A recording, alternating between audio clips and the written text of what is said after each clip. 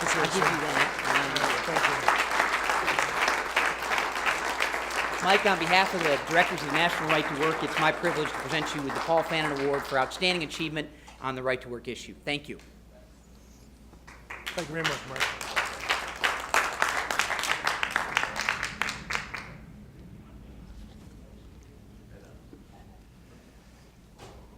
So Mark shared a couple of pieces of trivia earlier tonight that I thought was interesting. You know, one was that within the last year or so, 2 states in the United States became right-to-work states. And it hasn't happened since, it's kind of significant, hasn't happened since 1954.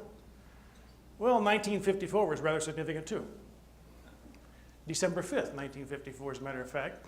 That's when I was born. So I'm glad to be part of 2 rather significant events that highlighted by Right to Work. Mark, thank you for inviting us here. I know part of this is recognition of the work that we just carried the ball across the goal line, but there was a whole bunch of people that got it to the goal line. It's interesting that the award is a Fannin Award. My daughter is married to a Fannin. And so we're going to have some fun when I go home, you know, doing some research on that. You know, he's going to, my son-in-law is going to think it's his award, okay?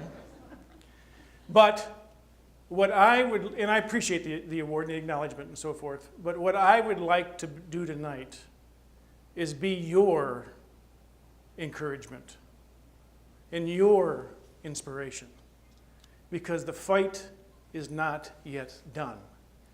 I am totally confident and totally convinced that what we were able to do in Michigan is near the tipping point for what could occur across the rest of the nation. But we cannot claim victory yet. And we will need your support to get it through this next election cycle, through a citizen initiative, and certainly drive a stake, a permanent stake, in the heart of those who want to hold workers hostage and not give them their choice. And so I just want to be the vehicle, the vessel, that you can leave tonight and say, there was somebody there as a result of the work that you have done in the past, teeing this up, getting it ready. And as my good friend Pat said, there's no way for us to be able to predict when, if or when, we are going to be able to get this accomplished in Michigan. All we could do is persist. But there's nobody in this room tonight that has persisted more than you. And so I'd like to give yourselves a hand tonight for the work that you've done in America for Right to Work. Thank you.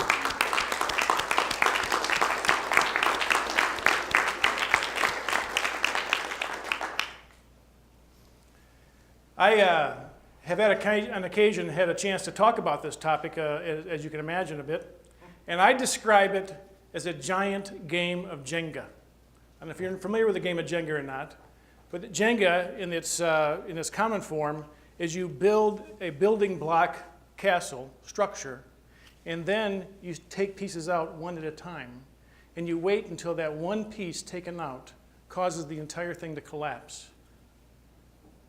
Well, passing Right to Work in Michigan was a giant game of Jenga on steroids, except there was one change in the rules.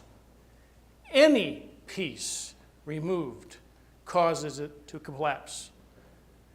Gary Glenn, Mark, was glad for you to identify Gary as one of your mentors, because I consider Gary a mentor of mine.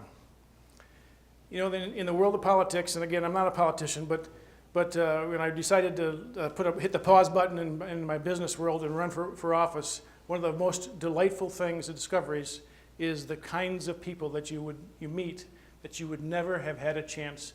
Isn't that right, Congressman? You never would have a chance to meet before. I'd have never met Pat Colbeck. I'd have never met Terry Bowman. I'd have never met, well, maybe met him because he might have come to my office and want to get some money. Right, Mark Mix. And I certainly would have never met Gary Glenn. And so what a pleasure it's been to be part of that. But any of those pieces taken from that puzzle, the entire thing's collapsed. And I can list for you dozens upon dozens of people that fit in the same category. We could have 50 people here tonight, all equally deserving of the recognition. And so Pat, I know Pat joins me in this, recognizing and acknowledging and standing here basically on their behalf, saying thank you, because again, it has been what you've done and the groundwork you've laid out and the possibilities that you represent, and frankly, the resources that you allow, that allows things like this to happen. So you gave me a gift, I'm leaving you a gift. On your table, you see a little card. It says labor freedom, where unions are as free to make their case as workers are to make their choice. We chose to make this our message. And in the process of Bob King, who some in Michigan say is the father of right to work in Michigan, in the process of advancing Proposal 2, we continued to press this definition of labor freedom.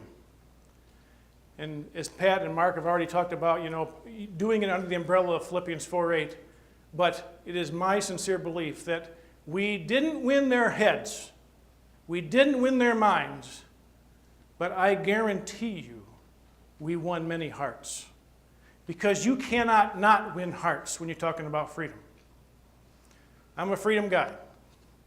This is the first of many priorities that I have in serving in office that are related to freedom. Freedom, energy freedom, education freedom, healthcare freedom, taxpayer freedom. But this was the first one that we were able to get across the goal line. So I just offer for you this token of, and remember, if you have a piece of glass on your desk at home that you can stick it under, and remember that you had a part in labor freedom in Michigan, and we can't thank you enough. Thank you so much.